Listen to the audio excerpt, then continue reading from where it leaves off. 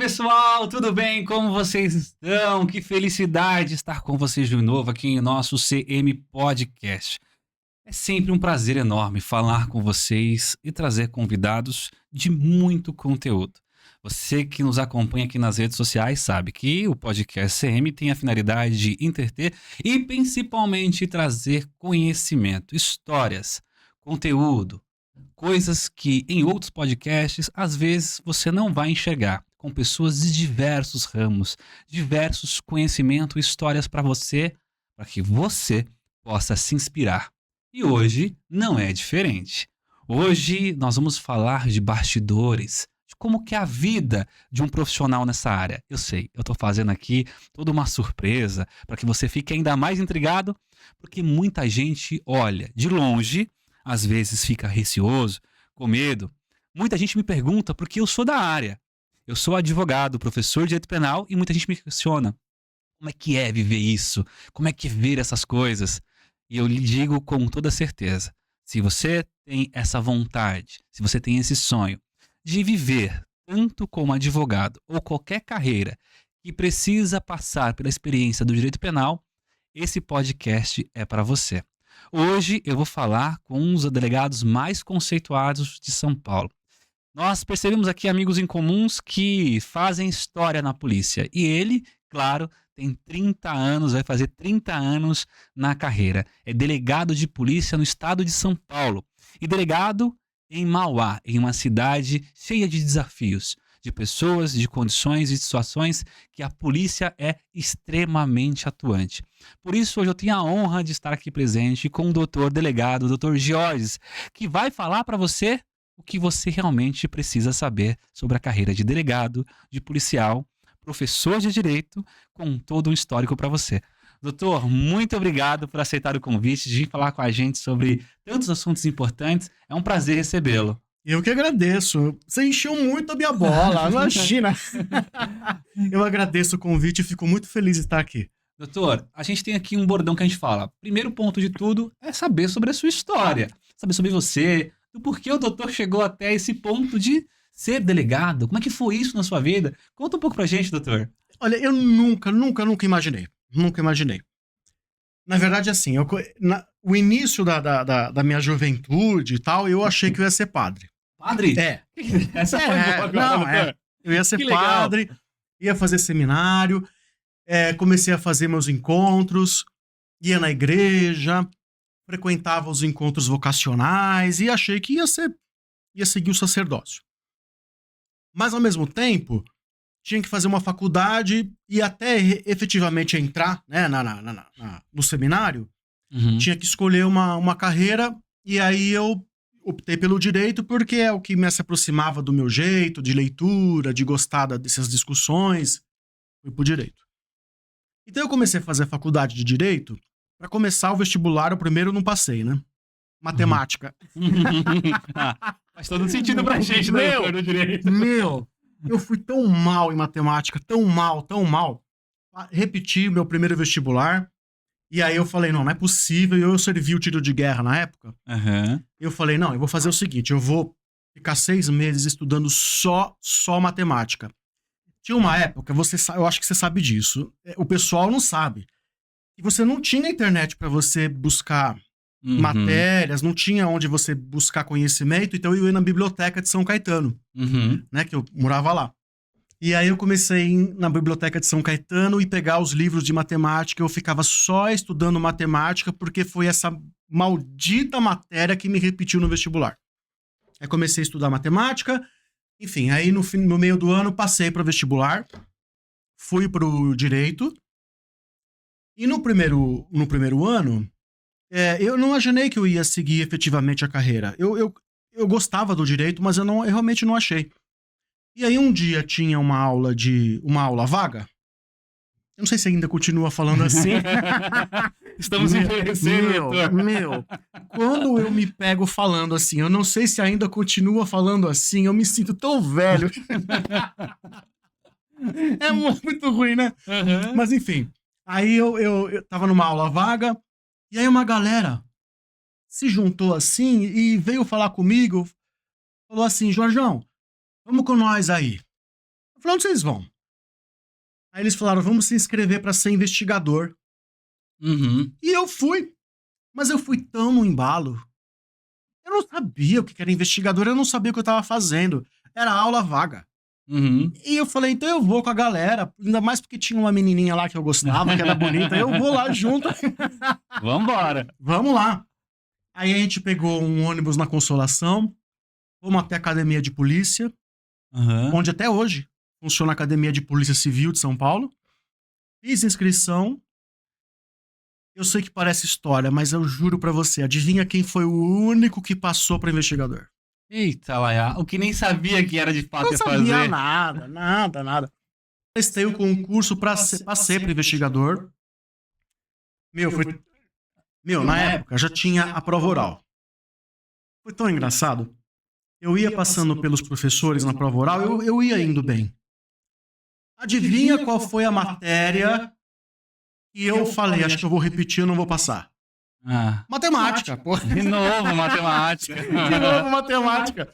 E aí ele falou assim, não, eu vejo que você tem condições. Aí ele me deu umas expressões, eu passei, fui pra língua portuguesa, que foi minha última disciplina. Ele falou assim pra mim, onde você estuda? Eu falei onde eu estudava. Ele falou, não, então a sua prova vai ter que ser um pouco mais difícil. Aí ele começou a fazer umas perguntas, eu não conseguia responder, você acredita? Eu imagino. Qual que é o sinônimo de tal palavra? Eu não sei. Qual é o sinônimo de tal palavra? Eu não sabia. Eu falei, Aprovei. Puta que cara burro que eu sou. Aí ele veio com a pergunta-chave que me passou. Ele falou assim, vamos fazer o seguinte. Eu vou fazer uma pergunta pra você. Se você passar nessa pergunta aqui, eu te aprovo como investigador. Se você reprovar, você tá fora.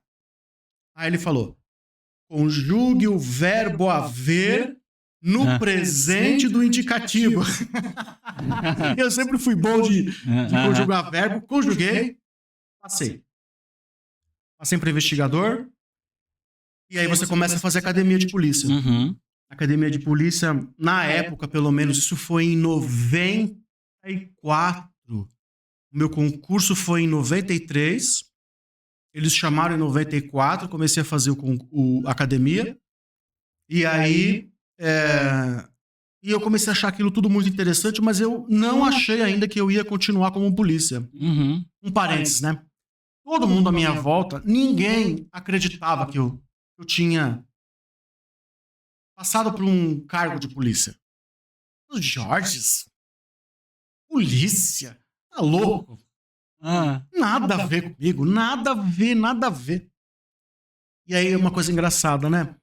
Às vezes as pessoas acham que não tem a ver com uma profissão, um trabalho, um cargo, e elas estão completamente erradas. Porque elas estão se baseando na imagem que as pessoas têm sobre ela. Sim. Então as pessoas tinham uma imagem sobre mim e eu acreditava naquela imagem. E eu acreditava que eu nunca ia poder ser um polícia, né? Um investigador.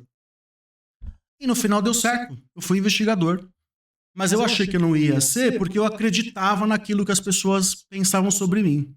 Isso foi uma das primeiras lições da polícia pra mim. Na polícia não, na vida. Na vida, como eu diria. Todo, né, doutor? Quer dizer, eu percebi que as pessoas tinham uma imagem, elas passavam aquela imagem pra mim e eu acreditava naquilo. Então a imagem que eu tinha de mim mesmo, na verdade, não era real. Entendeu? Era a imagem que as pessoas construíam sobre mim. Distorcida, inclusive. Distorcida, porque depois eu não fui polícia. Sem Eu tô há dúvida. 30 anos. Exatamente. Não é?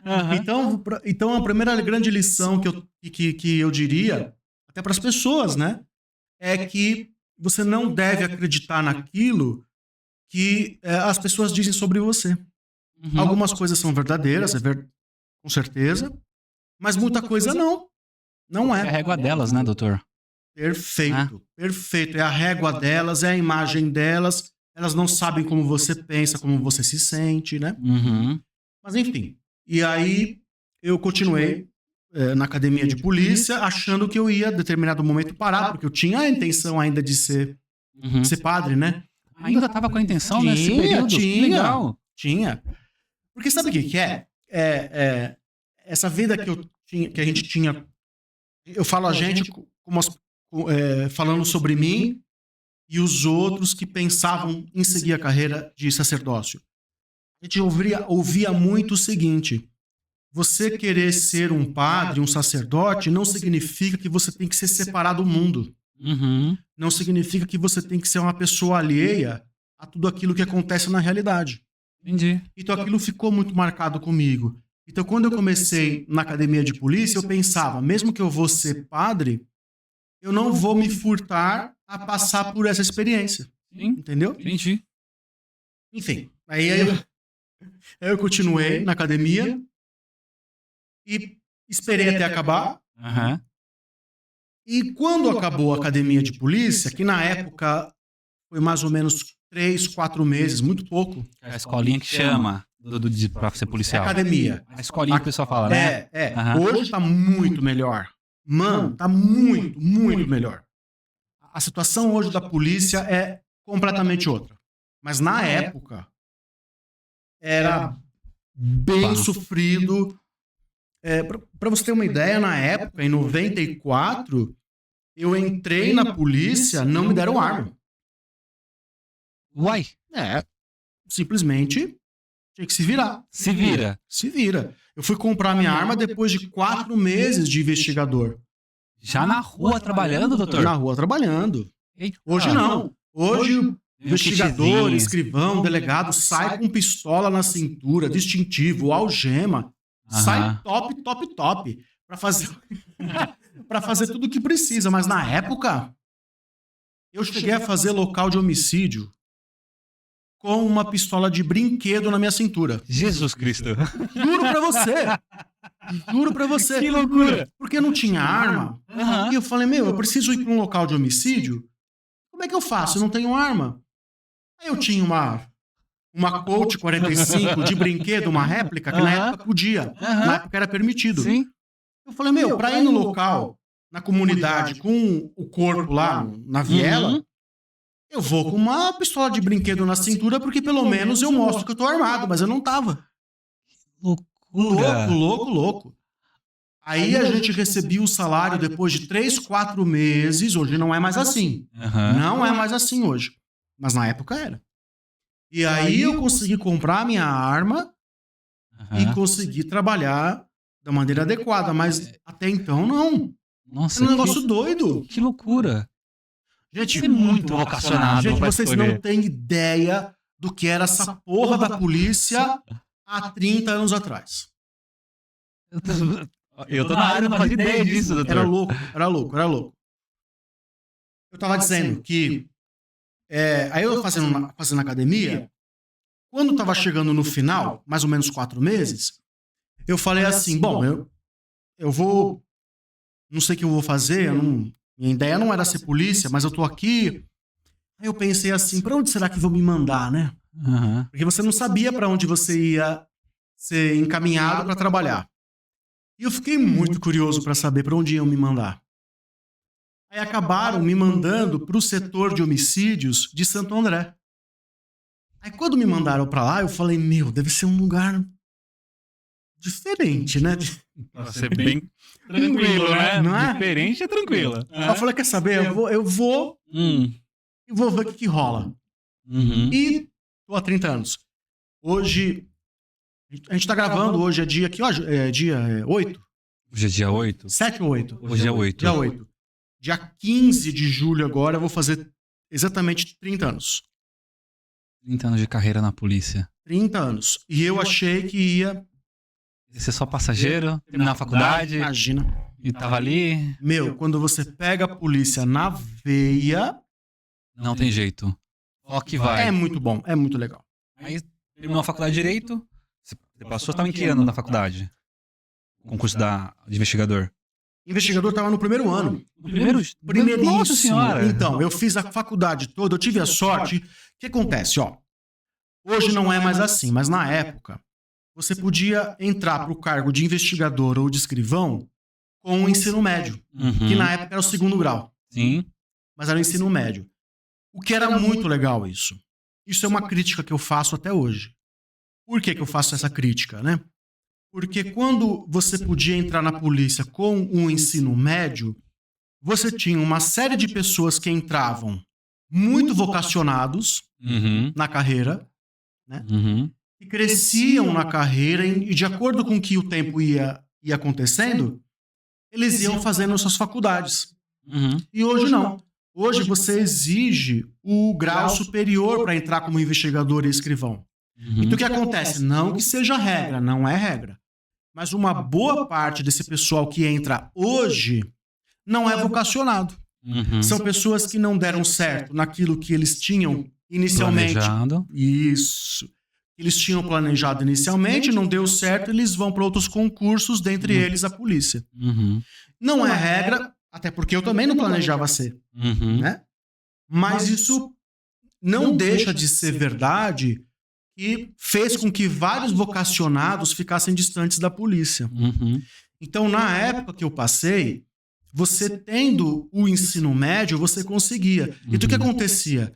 Um monte, mas uma galera bastante considerável que estava fazendo faculdade, conseguia estudar, fazer a faculdade, pagar a faculdade, pagar seu aluguel, pagar suas roupas, sua comida, seu carro e tudo, como investigador, como escrivão. Aí se formava e aí ia melhorando, né? Hoje a pessoa não tem mais isso. Isso é um problema, isso é uma pena. É uma pena isso. E não melhorou, tá? Porque, assim, aí mudou a exigência, né? Hoje você não pode ser mais investigador escrivão sem você ter o 3º grau, mas o salário não mudou. Eu acho, não tem sentido, né? Porque se você começa a exigir isso para o pessoal, como se passou a ter essa exigência, que pelo menos se aumentasse bem o salário deles. Sim, claro. E não aconteceu isso. Sim. Então você tem hoje um pessoal que trabalha muito, que faz um trabalho muito bom, mas que deveria receber muito melhor porque tem 3º grau, tem faculdade e não recebe. Né? Mas enfim, eu estava dizendo isso por quê? Porque eu fiz a minha faculdade toda como investigador. Aí terminou a faculdade, já vou ser delegado, já quero ser delegado. Sim. Já tava. Eu tava no sangue, já queria, era isso. Sim. No início, eu cheguei a pedir exoneração. Eu cheguei a pedir para sair. Porque a polícia, ela dá um impacto muito grande na pessoa. A polícia não é uma carreira normal. Ela é uma carreira que exige um estado de espírito, um estilo de vida, eu diria, bastante radical. Então, no início, eu cheguei a pedir exoneração. Mas eu fiquei 2 dias. 2 dias fora da polícia. Eu pedi exoneração, deu 1 dia, 2 dias, no 3º dia eu estava de volta. Falando, não, desisto. Mas que eu quero me dar o papel pra cá de volta. Me dar o papel de volta, voltei. E aí continuei até hoje. E aí o concurso de delegado foi logo após na faculdade ou demorou um tempo, continuou como investigador? Como é que foi essa transição de investigador para delegado? E uma coisa importante, eu quero que o doutor fale sobre isso. Houve uma resistência dos colegas internos, porque assim, o cara era investigador, agora é delegado, vai mandar na gente, ou não manda. Teve isso? Não. Cara, os tiras, os escrivães foram muito top. Eles foram muito legais, assim. Apoiaram demais. Quando eles viam que eu estudava, que eu tinha vontade, os caras falavam assim: meu, Jorjão tem que ser delegado. E puta, o cara é top, o cara é legal. Tudo que eles podiam fazer para me ajudar, eles fizeram. Não teve nenhuma atitude de investigador, escrivão, no sentido de ele quer ser delegado. Não. Pelo contrário. E os delegados também na época, meu titular da época e tudo, só apoiando. Então, nesse ponto, eu não posso falar Era só apoio, era só gente boa incentivando. O que acontece, né? Eu sempre... Que engraçado, né? O que acontece é assim, eu fiz a faculdade caído de dinheiro. Mas, gente, zoado. Mas como eu tava zoado? Então eu ia estudar pra faculdade, eu ia de trem e metrô. Só que, você imaginou pegar trem e metrô nos horários de pico? Não dá. Então o que eu fazia? Eu saía muito cedo, Pegava o trem em São Caetano, pegava o metrô, ia pra faculdade, bem cedinho. E chegava muito cedo na faculdade. Eu, quando eu chegava muito cedo, o que eu fazia? Estudava. Eu ia com livro. Ou eu ia pra biblioteca. Então isso me ajudou demais. Porque o tempo que eu ficava parado esperando a aula... Dedicou ao estudo. Me dediquei ao estudo, à leitura. E aqui já vai até uma dica pra quem quer. O que eu fazia, né? Eu lia muito os códigos e leis secas. Eu não lia tanto a doutrina. Eu ficava lendo artigo 1º, 2º, 3º, 325, 326. Ficava lendo artigo, Constituição. E aquilo me ajudou demais a quando eu acabei a faculdade, o primeiro concurso que eu prestei para delegado eu já passei. Legal. Porque eu ficava estudando que nem um doido, né? E aí tomou posse como delegado, você foi para onde na primeira delegacia? Eu fui pro 97 DP em São Paulo, que chama Americanópolis, na Imigrantes. Sei, conheço. Um distrito que na época, eu não sei como tá hoje, mas na época... Decap lá agora, não Decap. O Decap lá. Pesadinho. Pesado? Era Parque Imigrantes. Peguei umas ocorrências... Amassar barro lá, né? Já mandaram pro Decap no começo como delegado? Meu, quase todos da minha turma foi pro Decap. Quase todos. Pouquíssimos não foi. Aí comecei lá.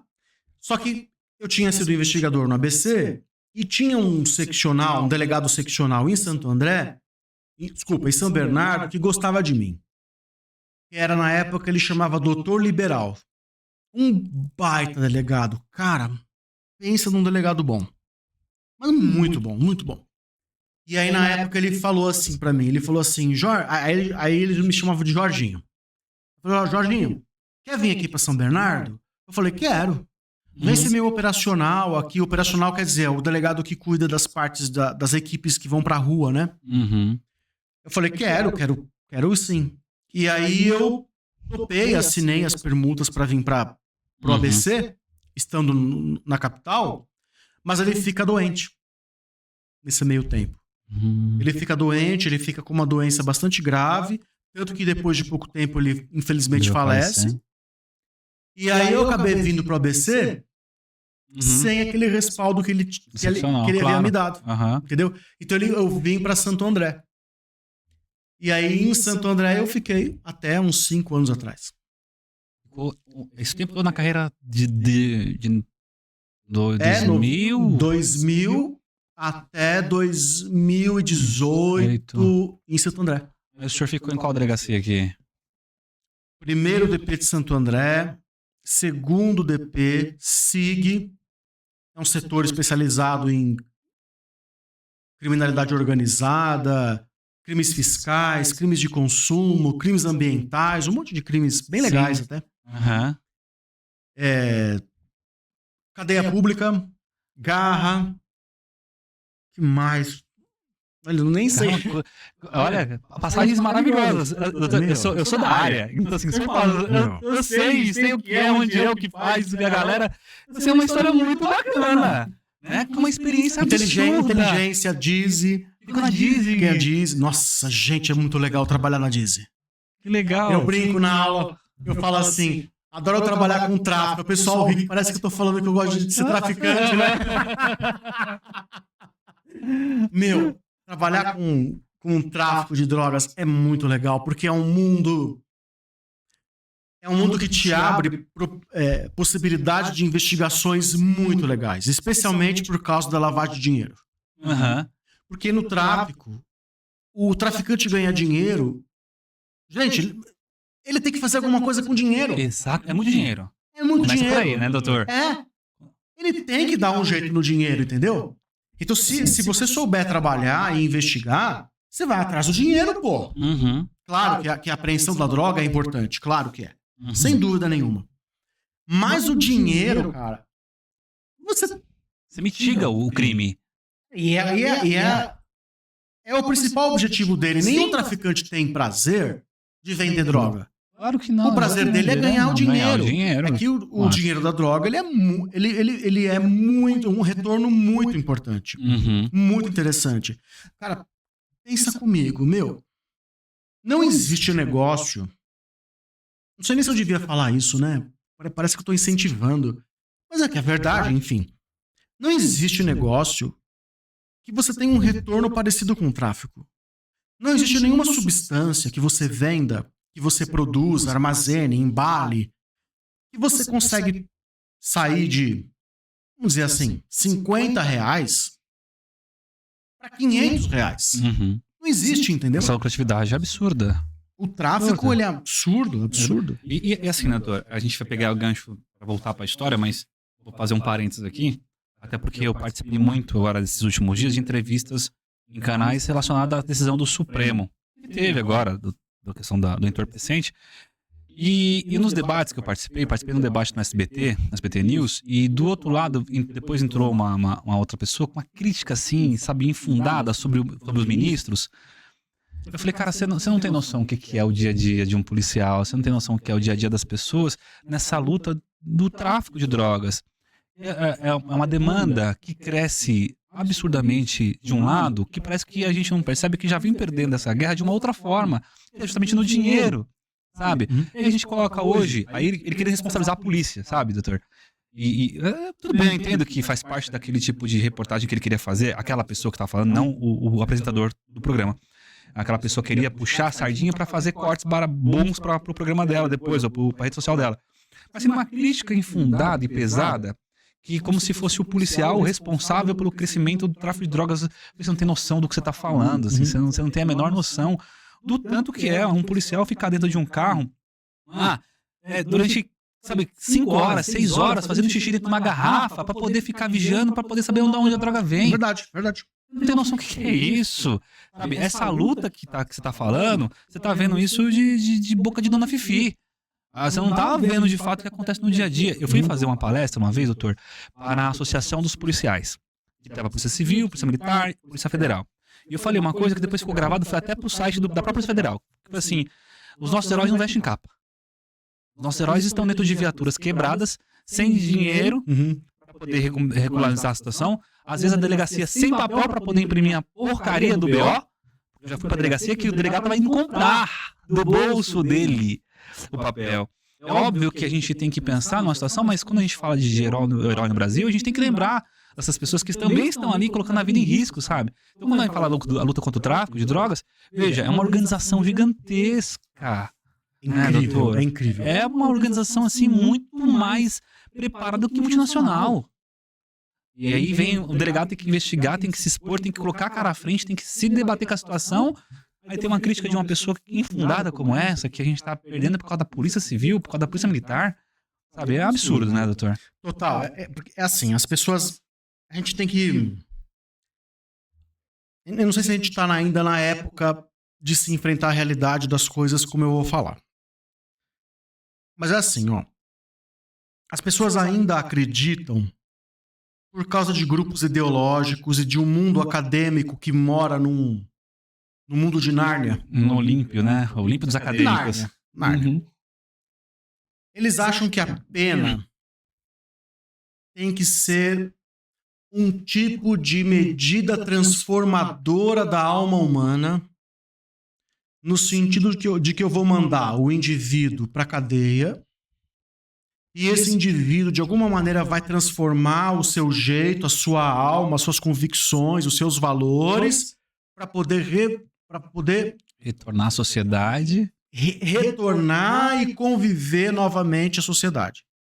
E enquanto se pensar assim, o crime vai continuar crescendo, as pessoas vão continuar sendo mortas, os filhos vão continuar perdendo para droga, etc. Não adianta pensar assim.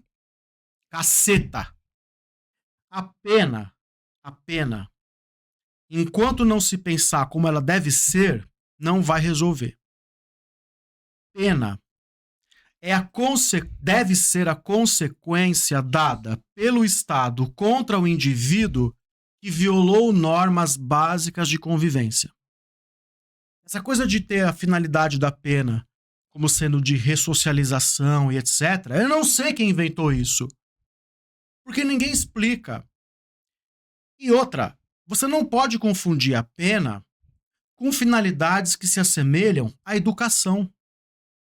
Quem ensina a socializar é a família, é a educação, é a igreja, é a comunidade.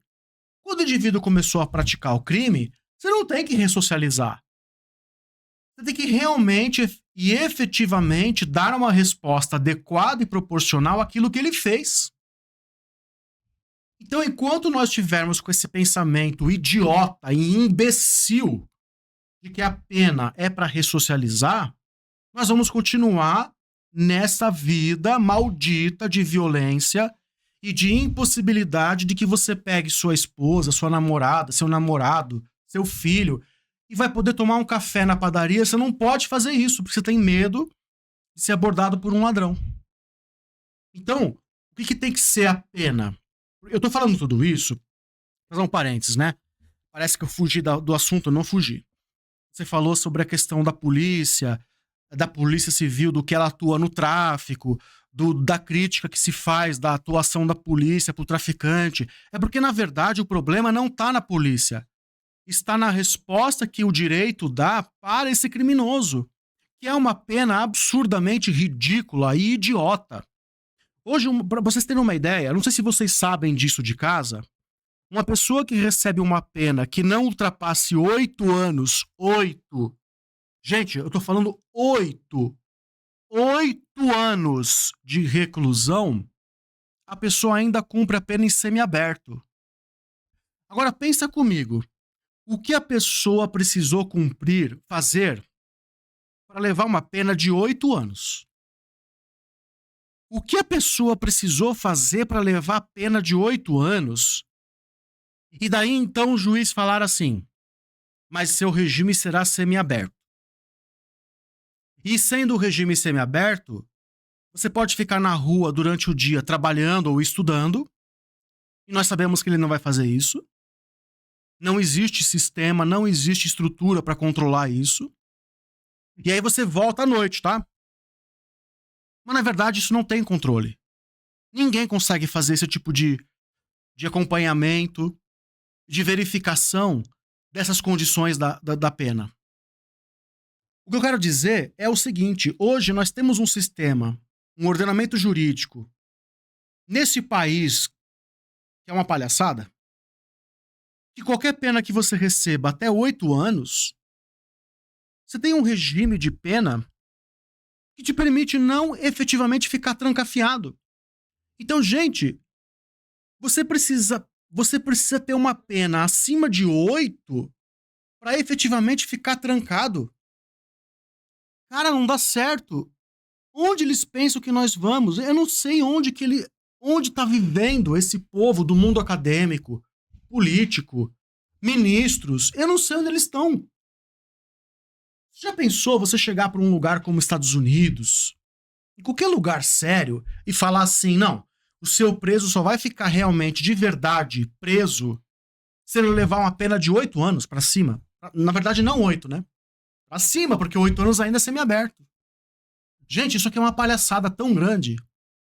Então, enquanto isso não mudar, enquanto nós não tivermos efetivamente pessoas que deixam de lado as ideologias e filosofias que deturparam a natureza humana até, isso a gente pode até falar daqui a pouco. Enquanto a gente não abandonar isso, a gente não vai conseguir ter seriedade e não vai ter uma sociedade que efetivamente respeita as pessoas. Não vai. Você imagina, que crime que você precisa fazer para efetivamente ficar trancafiado? Uhum. Gente, é uma coisa tão absurda. Eu não sei se vocês estão percebendo isso. Não é possível que só eu. Eu não sou só eu. Uhum. A maioria das pessoas percebe. Quem não percebe é esse povo que tá em Nárnia. Ministro do Supremo, ministro do ST. Cara, ministros do STJ, olha isso. Chegam e falam assim: o Supremo parece que deu uma alterada nos últimos dias quanto a essa visão que eu vou falar agora. Mas olha isso. Eles chegaram a proferir o seguinte julgamento. Eu não tô brincando, não é zoeira.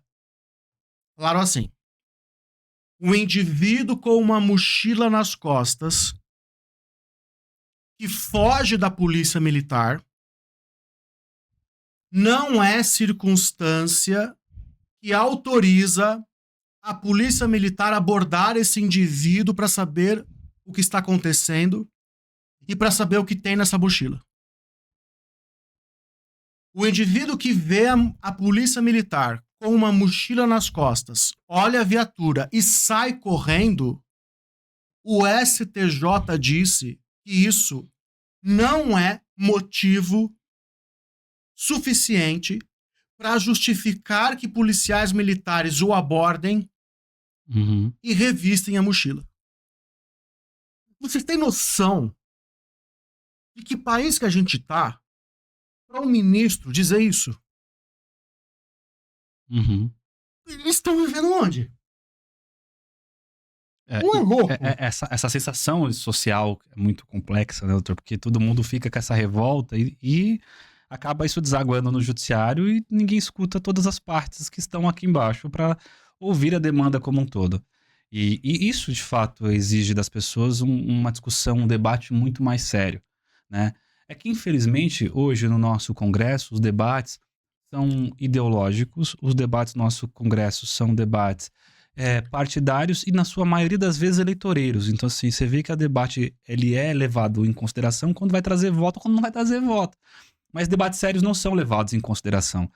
São tantas coisas que nós poderíamos hoje discutir, falar, né, pontuar, dizer de verdade o que é, o que não é que deveria estar dentro do nosso ordenamento jurídico e não se debate, não se discute. Se debate exatamente o fulano com ciclano se pegando nos tapas dentro do Congresso e aquele xingamento, porque aquilo, na verdade, não é que um queira do outro esse debate, é que quer aparecer para a mídia para fazer o corte específico para sua rede social futura.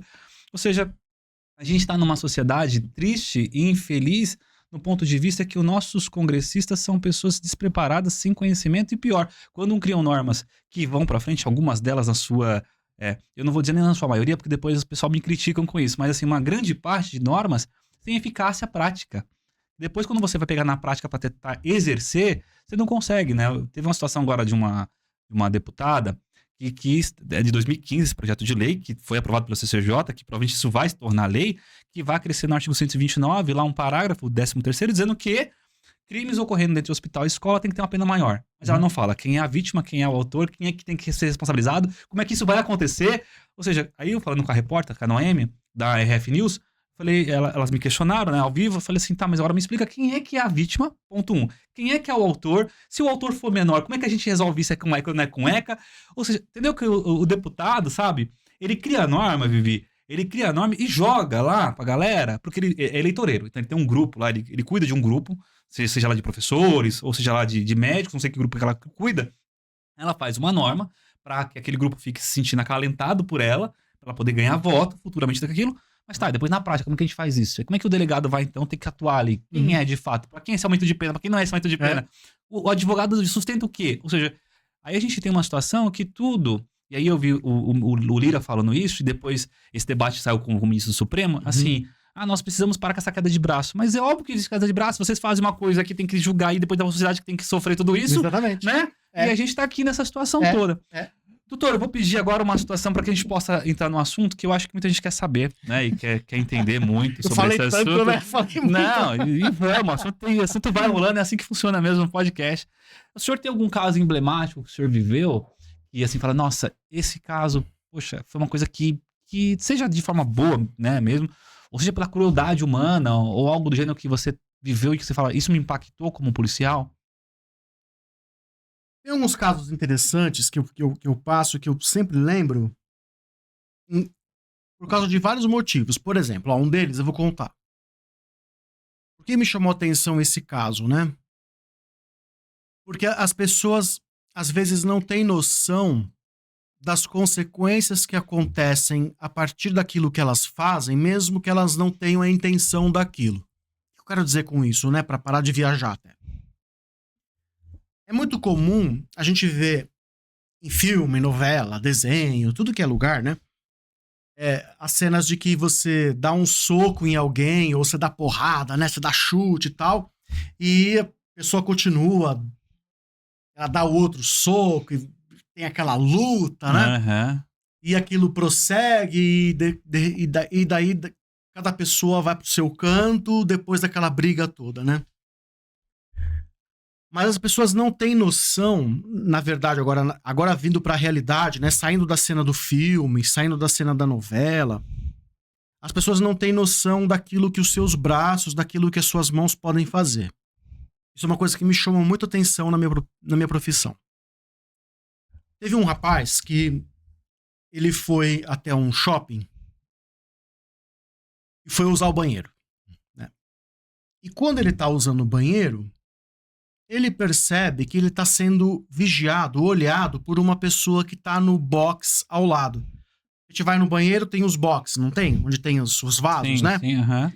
Então ele tá sentado num vaso e ele percebe que no box do lado tem alguém olhando pra ele.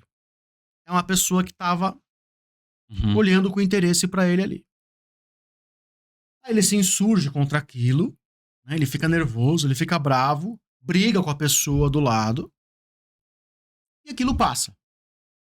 Teve uma briga, pô, você tá me olhando, né? Usar o banheiro e tal. Uhum. Uhum. Enfim, aquilo passa. Passa 1, 2 meses, de novo aquilo acontece. A pessoa vai até o banheiro, no shopping, usa o vaso, e aí ele olha do De- lado, ele percebe que tem alguém olhando pra ele na fresta, sabe aquelas frestas Sim, do box, né? Aí ele de novo se insurge contra aquilo, é a mesma pessoa que da antes primeira vez. tinha feito aquilo. E aí ele levanta bravo com aquilo, vai pra cima dessa pessoa que tava olhando, e é aqui que entra que eu vou falar. E aí eles discutem, e esse indivíduo que ficou bravo, ele dá um soco no rosto daquela pessoa que tava olhando pra ele no box, né? Ficou nervoso, o brigado deu um soco.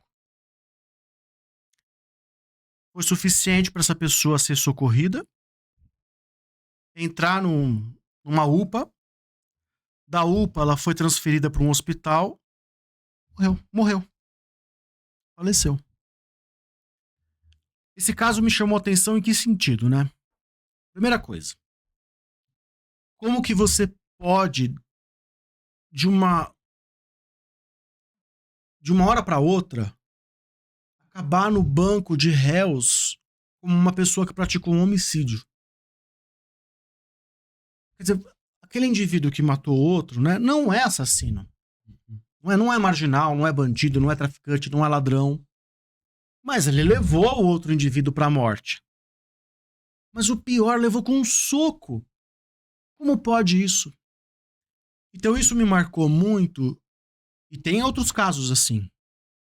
Isso me marcou de como que a nossa saúde, a nossa vida, o nosso corpo é frágil.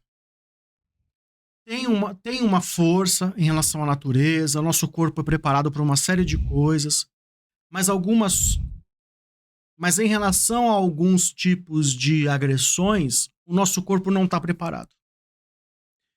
E não é a primeira vez, eu juro que não é a primeira vez que eu estou diante de uma situação em que um soco, em que um murro no rosto causa a morte de alguém.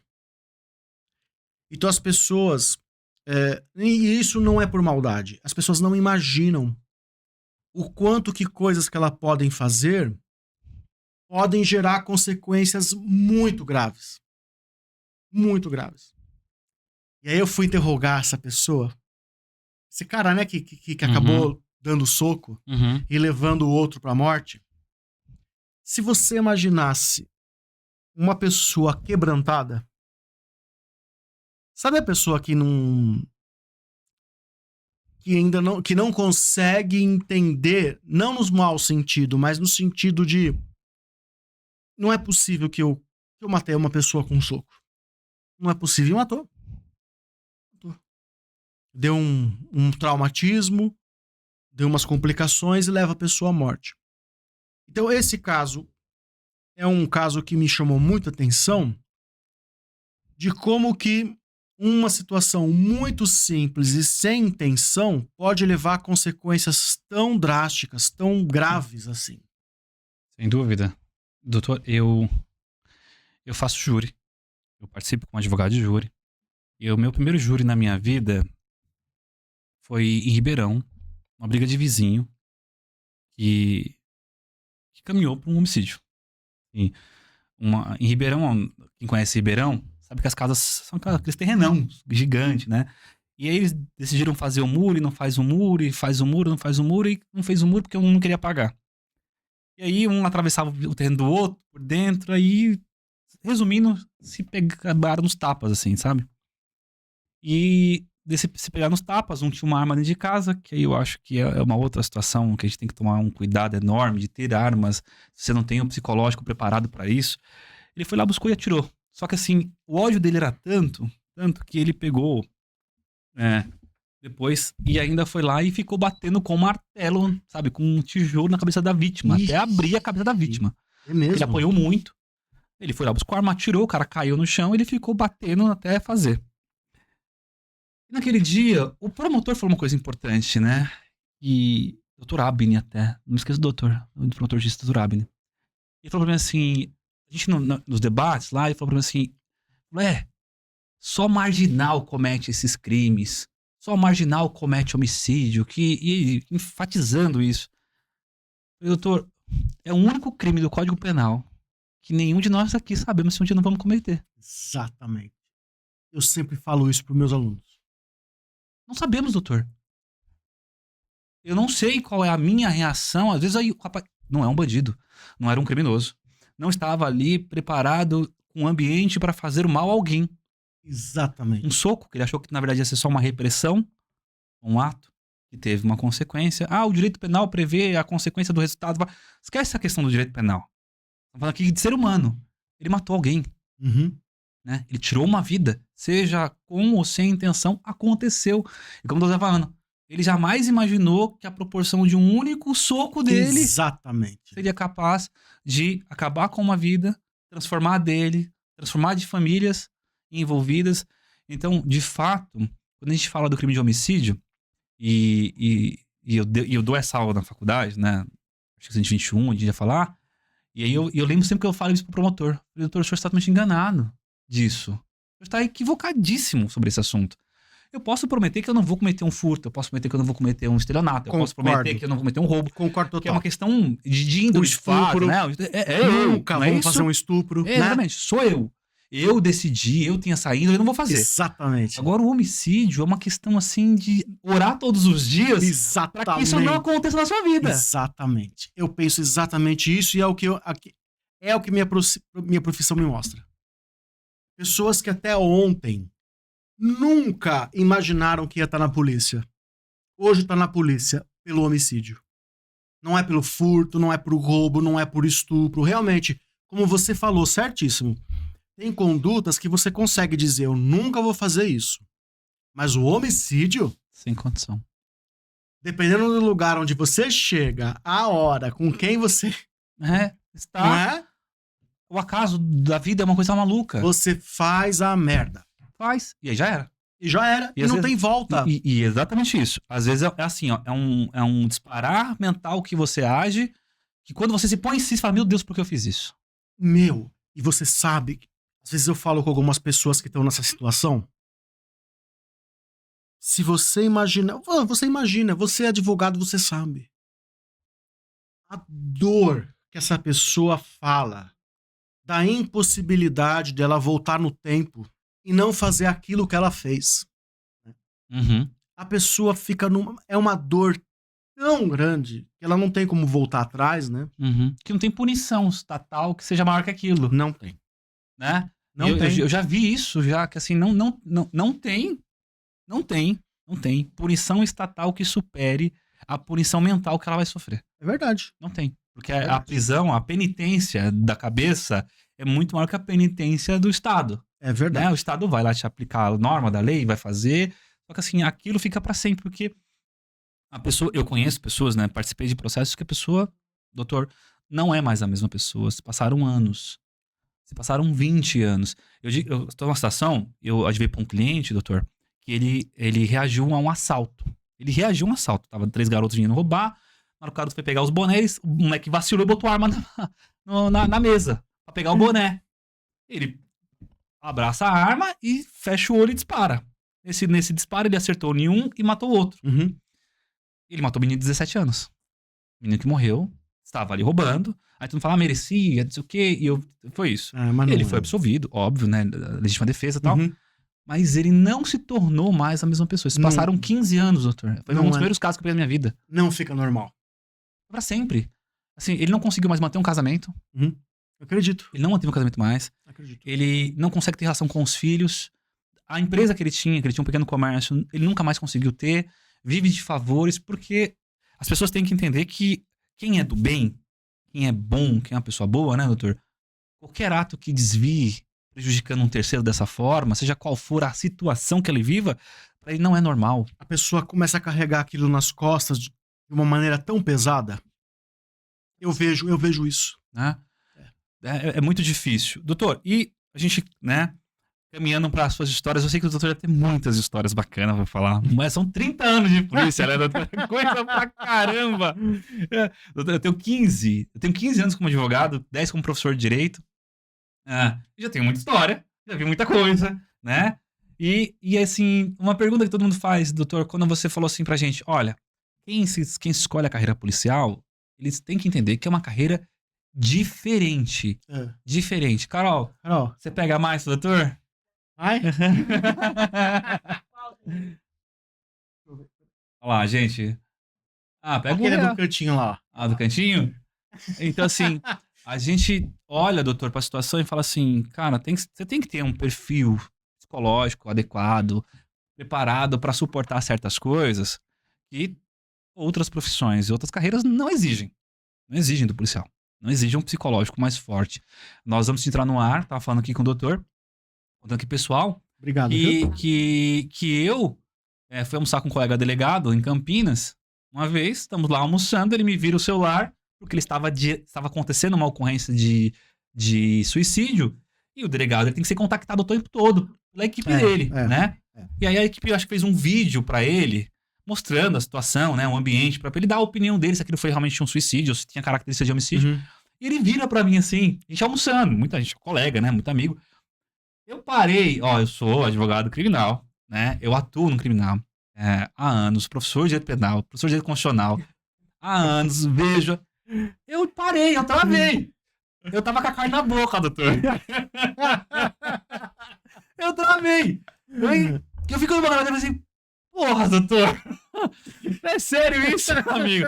Porque quem nunca viu, espero que nunca veja na sua vida, é uma cena horrível de suicídio, né? Uma coisa assim, abismante. Então, assim, pra ser policial, doutor, aí é uma pergunta que as pessoas fazem, eu não sei se é essa palavra, mas eu vou perguntar dessa forma porque eu gostaria da sua resposta. Se torna uma pessoa fria? Não. Não se torna. Se torna uma pessoa que consegue enfrentar as coisas de um modo mais equilibrado, eu diria. Não fica mais frio. Eu tô com um caso em andamento. Uma moça, ela fez agora em junho, mês 6, 18 anos. Não vou falar nomes e nada. Claro. Uma moça bonita, jovem. Ela fez 18 anos agora no mês 6. Não fez um mês. Uhum. E ela foi encontrada morta na casa de um rapaz em circunstâncias que a gente tá investigando. Então é assim, a gente consegue ter equilíbrio pra lidar com aquilo, a frieza, entre aspas, pra falar com família, pra não ficar desabando. Mas, como a gente fica chateado? Não tem jeito. Mexe ainda, doutor? Claro que mexe. Imagina. Claro que mexe. Mas é isso que eu falo. Então, o diferencial, na verdade, não é não ficar mexido com aquilo, ou não ficar tocado com aquela situação. Mas é você saber lidar com aquilo e não se deixar levar na apreciação dos fatos. Entendeu? Uhum. Porque qual que é o grande problema do polícia? E é uma crítica que eu faço muito isso para esses policiais. Tem alguns policiais que compram muito briga. Que assumem muito o papel de serem justiceiros, entendeu? Uhum. Meu, como é perigoso esse policial. Porque esse policial que assume nas suas costas a função de ser um justiceiro, em nome do bem, ele pode fazer muita coisa errada. Uhum. Sem então dúvida. Ele não pode assumir esse papel, entendeu?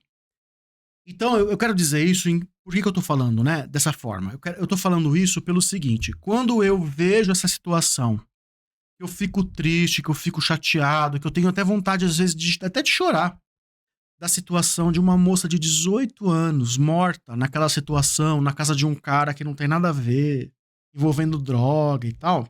Eu tenho filha, eu tenho um neto, que é o amor da minha vida. Quando eu vejo tudo isso, o que você não pode é deixar isso influenciar no modo como você vai investigar. Como isso vai... Que isso não influencie quando você for interrogar o cara, proprietário da casa onde a moça estava, entendeu? Uhum. Porque você não pode deixar isso que te deixou incomodado, você não pode deixar que isso altere o seu julgamento dos valores e te leve para fazer injustiças. Exatamente, entendeu? doutor. É só isso. O restante, você vai ficar mexido. Também não vou mentir, não vai ficar mexido como uma pessoa normal também não. Uhum. Também não é assim, não é verdade que o policial também ele vai ter a mesma sensibilidade daquela pessoa que no dia a dia não vê essas coisas. Uhum. Também é mentira, não é verdade. A gente acaba criando uma casca. Sim. Uma casca mais grossa. Necessária também, né, doutor? Senão você morre. Boa, como é que eu vou fazer? Toda hora você babar, você vai infartar, vai morrer, não vai ter família, não vai conseguir ter nada. Não tem condições, né? Exato. Não tem como. Mas ao mesmo tempo, tem coisas que que ainda mexe com a gente. Ainda mexe. Imagina você pegar um crime sexual contra criança. Nossa senhora. Não é? Criança, adolescente. Meu, tem um crime que mexe comigo, é latrocínio. Você pensar num lixo, num bosta, que atira numa vítima pra pegar um carro, um celular ou coisa assim, eu acho que é algo tão imperdoável. Eu fico tão... Vou falar a real, eu fico tão puto com isso. Mas, ao mesmo tempo, eu não posso deixar esse tipo de sensação e de reação interferir no meu trabalho, entendeu? Então, eu acho que a diferença é só essa. Uhum. E uma segunda questão, que eu acho até legal esse espaço pra falar. Tem um monte de gente em casa, né? Tá no carro, em casa, enfim, assistindo a gente, assistindo, fala assim, né? Se fosse você, eu matava. Já ouviu? Já. O pessoal falar? Muito. Se fosse o polícia, eu matava, dava um tiro. Vocês que falam isso, sabe por quê? Porque vocês não vão responder por isso. Uhum. Não é você atrás do gatilho puxando, né, doutor? Não é você que tem o cargo, a função, o dever de investigar. Você não é delegado, você não é investigador, você não é escrivão, você não é capitão, tenente, sargento, soldado, você não é guarda municipal. Você tá falando atrás da tela do celular, na televisão. Uhum. Então é legal falar. Não sei como é que esse polícia aguenta, se fosse eu matava. Mentira. Porque se você faz isso, quem vai responder? Sem dúvida. Não é? E eu vejo, doutor, fala que essa pessoa é um machão de pijama. Tá de pijama, Perfeito. atrás do celular, falando, né? Perfeito. Eu faria, eu não sei o quê, você tem que fazer... Você já teve essa coragem? Você tem que encarar isso alguma vez? Exatamente. Se você teve que encarar, a gente para de discutir. Senão, não discute, caramba. Tem que matar. Você mataria? Você vai pra cadeia? Uhum. Porque se der errado, eu vou. Uhum. E outra, depois, quem vai pra casa sou eu. Eu não sou um bandido. Uhum. Eu sou um delegado, professor. Uhum. Você quer que eu mate o cara? Aí o pessoal fala assim, como é que você aguenta pegar o cara que estuprou o neto, o filho. Você quer que eu faça o quê, filho? Uhum. O que você quer que eu faça? Você quer que eu faça igual com ele? E depois quem vai pra casa, quem é que vai pra casa com aquilo? É você?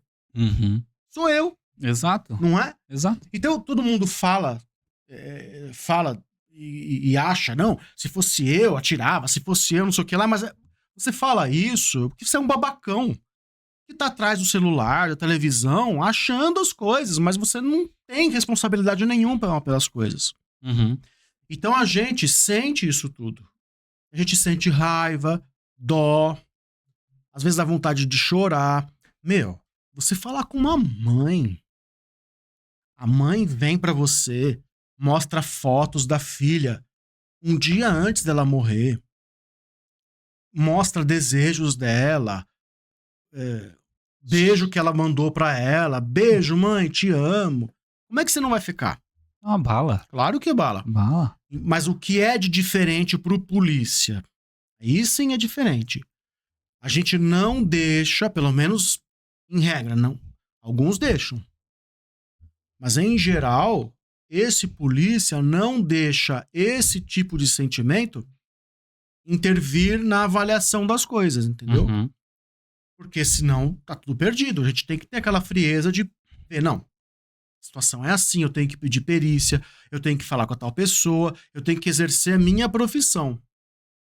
Quando eu vou pra casa, aí sim. Cara, eu não sei como. Eu desligo. Aí eu desligo. Eu escuto muito isso de colegas policiais. Não é? Que quando você fala, olha, cara, eu não sei como acontece, mas eu entro no meu carro, tô chegando na minha garagem, eu não abro mais minha boca pra falar dos assuntos que eu vi na delegacia. Você sabe que eu comecei a falar pra minha família de alguns casos há pouquíssimo tempo. Eu comecei a falar pra eles e tal. Mas por que eu acho que faz esse pouco tempo que eu comecei a fazer isso? Porque eu acho que eu comecei a me sentir mais preparado pra fazer isso há pouco tempo. E eu tenho 30 anos, hein? Uhum. Mas até então, nunca eu comentei nada em casa pra ninguém dos casos. Então, resumo, né? Do que você estava falando. Então, a gente tem uma casca mais grossa. Não tenho dúvida que tem. A gente vai no local de homicídio, suicídio, crime sexual, um monte de situações bem Pesadas. pesadas, toscas, ruins. A gente segura a onda, leva aquilo, entre aspas, na boa. Quer dizer, na boa quero dizer... Profissionalmente falando, né? Isso, boa. Boa. Naquilo que a profissão exige. Aí, em determinado momento, a gente sente, a gente fala, meu, puta que pariu, se eu tô no lugar dessa mãe, desse pai, uma vez. Esse foi um dia que me marcou demais. Eu tava no plantão do 2º DP de Santo André. Quem não conhece, é a região de Utinga, Camilópolis, Parque das Nações, essa região toda, em Santo André. Meu, aí um motorista de ônibus, ele faz um caminho que ele vai numa subida, aí ele faz uma curva à direita, é natural da rua, da via. Ele segue a via, sobe e vira à direita. Neste movimento que ele vira à direita, pensa comigo, ó, é um ônibus. Então o que faz aquela... Na carroceria, como é que chama? A dimensão do ônibus mesmo, como todo, né? É o corpo do ônibus, né? Então ele faz um movimento que o motorista não vai ver tudo. Isso, e acompanha né, a via. Quando ele faz isso, um menino de 4, 5 anos tá bem na esquina com uma bicicleta. E aí, quando aquela carroceria do ônibus faz o movimento, pega aqui na criança. E mata na hora. Matou na hora. Meu, aquilo eu não esqueço, eu não consigo esquecer. Meu Deus do céu. Quando eu cheguei no local, aquele pai vendo o filho me marcou tanto. Como aquilo mexeu comigo. E ele olhava, ele falava assim, meu filho, meu filho, meu filho. Eu acho que ele ficava repetindo aquilo porque ele não... Como é que eu falo? Sabe quando a pessoa não se conectou com a realidade ainda? E ela tem que ficar repetindo, repetindo, repetindo? Meu, aquele dia eu não fiquei bem. Mas aqui que eu falo, eu repito, né? Isso não podia interferir naquilo que eu viria a fazer com o motorista, entendeu? Essa investigação tinha que ser séria. Tanto que o motorista não respondeu nada, porque ele não teve culpa. Uhum. E não teve mesmo. Eu não posso ir na onda, entendeu? Da dor e falar assim, eu vou ter que punir alguém. Quem? O motorista. Não posso fazer isso. Mas aquilo, nesse dia... Nossa, doutor. Meu... É o que eu disse quando a gente iniciou aqui, nosso bate-papo. Eu acho que é uma vocação. Eu acho que qualquer pessoa que vai para o concurso público, e hoje eu sou professor de direito, eu sei o que eu tô falando, que muita gente vai, porque é estável, porque é o dinheiro, sem vocação nenhuma. Não tem vocação nenhuma para estar ali. E se você não tem vocação para estar numa carreira que é tão sensível como a de policial, eu acho que você não presta para esse serviço. Eu acho que você tem que escolher outra coisa, porque se for só pelo dinheiro, eu acho que você tem que ir para outro caminho na sua vida. Ah, não pode. Outro caminho na sua vida. Porque você vai estar diante de situações como essa. Eu não tenho condições alguma. Eu não teria. Talvez, se você fosse aprendendo, se você fosse lidando com as coisas, mudaria. Mas eu não sou vocacionado. Eu conseguiria muito bem ser um secretário de segurança pública e atuar administrativamente com um projeto, ouvindo pessoas, ouvindo debates. Mas estar na linha de frente de um procedimento como esse, nós temos amigos em comum, Roberto Gamarra, Dr. Alberto. Eu cheguei um dia lá... Gente muito boa. Não, maravilhoso, Gamarra, o Dr. Alberto. Cheguei um dia lá, tinha acontecido aquele caso do GCM que matou o menino que estava saindo do colégio, lá do curso, e achou que era o pai. E foi abrir a porta do carro e o GCM achou que era um bandido e tirou. Então assim, e eles estavam lá conversando, eu passei mal. Eu faço direito penal, eu atuo no penal, eu dou aula e tudo mais. Só que assim, você começa a se sensibilizar de certas formas. E eu entendo essa capacidade de maturidade que o policial tem que ter, que eu acho que eu teria uma dificuldade muito grande de conseguir ter essa vocação, porque é vocação. Porque aí quando eu vejo um policial vocacionado, eu fico assim, sabe, eu fico feliz quando eu vejo. Eu vejo policiais vocacionados para aquilo, que fala, cara, eu quero investigar, eu quero trabalhar com isso, eu gosto. Tem uns que é meio doido que quer trabalhar com a arma, né? Eu tenho uns amigos meio doidos que a vocação dele é amar a arma, né? Eu tenho uns clientes aqui, né, policiais militares, principalmente, e ele, Deus e a arma, depois vem filho, família, não sei o quê. E eu falei, essa vocação, não, eu amo andar armado, não sei o quê. Eu falei, meu Deus, mas tá bom. Mas a vocação, eu digo, de você estar preparado para enfrentar momentos como esse e saber ter o discernimento e assim, conseguir entregar, socialmente falando, o seu trabalho. Né? E assim, é uma coisa brilhante, coisa para poucas pessoas. Você sabe que não é nem só em relação à vítima? Isso que eu vou te falar, eu aprendi depois de algum tempo, tá? Não foi logo no início, não. Não foi. Mas você sabe que eu aprendi no tempo, inclusive com indiciados, investigados, suspeitos, ladrões, a ter esse equilíbrio de chegar e falar assim pra ele, pro suspeito, no interrogatório, um ladrão, né? E falar assim, e aí, você é inocente? E esperar o que ele vai falar?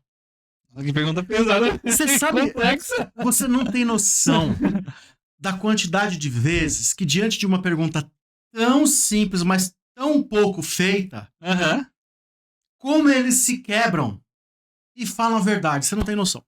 Sério, doutor? Um monte de vezes então aconteceu de eu falar assim, e aí? Mas eu não tô falando num sentido irônico ou uma pergunta sofística. Realmente uma pergunta sincera. Então, quer dizer, eu olhar pra pessoa e falar assim, e aí? Você é inocente? A pessoa olha e fala assim, puta que pariu. Não. Ou a pessoa fala, ela baixa, aí você fala, quer ficar em silêncio? Aí a pessoa faz assim, quero. Meu, aquilo diz tanta coisa. E você sabe que não é sempre. Mas vez ou outra, a pessoa fala assim, sou. Aí você fala assim, então me explica, qual que é a situação toda que te trouxe aqui? Meu, às vezes a pessoa tem uma história que ela conta, você fala, mano, peraí, né? Eu acho que eu vou ter que investigar esse negócio um pouco melhor. Uhum. Com esse simples posicionamento de não ser distante só em relação à vítima, a testemunhas e tal, mas o suspeito também. Entendeu? Porque às vezes a pessoa tem algumas coisas pra te falar que te quebram, que você fala assim, meu, olha que coisa boba, mas tão boba, mas você como advogado vai entender o que eu vou te falar. Eu simplesmente cheguei pra pessoa e falou assim, você é inocente? O cara falou assim pra mim, sou. Aí eu falei pra ele assim, me explica, por que a gente tá errado de achar você como suspeito desse roubo de carro? Tem alguma coisa que a gente não tá vendo? Ou que a gente tá enganado em relação a você, ou achar que você foi o ladrão? Falei assim mesmo. Ele fez assim pra mim, doutor, olha só, me falaram, esse roubo não foi em novembro de 2002, uma coisa assim? Eu falei, eu não lembrava, eu olhei, falei, foi. Ele falou, eu tava preso. Eu falei, é mesmo? Sério? Ele não tá aqui. Ele falou, eu tava preso. Eu tinha uma medida cautelar de Maria da Penha, e aí o juiz achou que eu violei, e aí ele me deu uma preventiva na época, eu tava preso nesse período. Eu falei, é mesmo? Ele falou, Pera um pouquinho, eu parei, eu pedi pro investigador fazer um contato com a cadeia, confirmar. O pessoal olhou e falou, é verdade. Ele tava aqui. Tava preso. Não tem como ele ter feito o roubo. Parei tudo. Eu falei, acabou. Olha o tanto de desgaste processual. Meu! Né? Eu digo processual desde o inquérito como um todo. Aí vem o Estado, vem a máquina estatal, vem o dinheiro do Estado, vem o tempo de vocês. Com uma pergunta. E você acredita que é um caso em que a vítima olhou pra foto dele e falou, foi ele? Eu filmo, viu? Eu filmo tudo. Eu falei, de 0 a 100, quanto que você tem de pontos de certeza que foi ele? 100. Eu falei, tranquilo, 100, de 0 a 100, sendo que 100 é absolutamente certo que você tá. Foi ele que te roubou? Ele fez 100%. Olha isso. Maravilhoso, doutor, a sua colocação. E aí eu chego pra ele, e eu coloco pra ele e eu falo, por que nós estamos errados em achar que você é suspeito? Eu tava preso. E ainda podia ser, às vezes, uma prisão que a pessoa tá no semiaberto, que ela sai da cadeia. Mas era por Maria da Penha, a pessoa não fechado. Sai. Fechadão. Fechado. Horário, local definido, longe do lugar. Impossível. Não, maravilhoso. Olha isso. Não, maravilhoso. Doutor, nós estamos caminhando para quase 2 horas de conversa já. Maravilhoso. Maravilhoso. Eu falo demais. Não, foi maravilhoso. Doutor, eu quero que o senhor possa voltar outras vezes. Assim que for a Mauá, eu vou muito a Mauá, tenho muitos amigos lá, né? Ia muito mais antes que eu tava o doutor Alberto, porque ele me convidava lá, agora eu espero que eu possa lá te conhecer, né? Bater esse papo lá, de conversar mais sobre esse assunto. Vamos pra lá. Vem aqui outras vezes. Você tá pertinho daqui, doutor? É rapidinho, dá um pulo, vem aqui participar com a gente, é muito legal. Tem muita história pra contar, muita coisa boa. Espero que você tenha gostado desse bate-papo, que tenha sido proveitoso para as pessoas que tenham assistido a gente. Gostaria que você fizesse as suas considerações finais para que a gente pudesse, né, encerrar esse bate-papo, doutor. Queria agradecer essa oportunidade, pedir desculpa se eventualmente eu me empolguei demais, às vezes eu falo, eu me empolgo, eu falo, Imagina. Mas é porque eu sou espontâneo e acabo sendo assim mesmo. E agradecer, me colocar à disposição, é uma profissão que eu amo demais, e tudo que eu puder falar no sentido de esclarecer o que nós fazemos e até de levar outras pessoas que têm vocação para a carreira, eu estou sempre à disposição. Doutor, imensamente muito obrigado. Espero que, de novo, você possa voltar muito em breve, por sinal, pra gente falar muito mais sobre isso.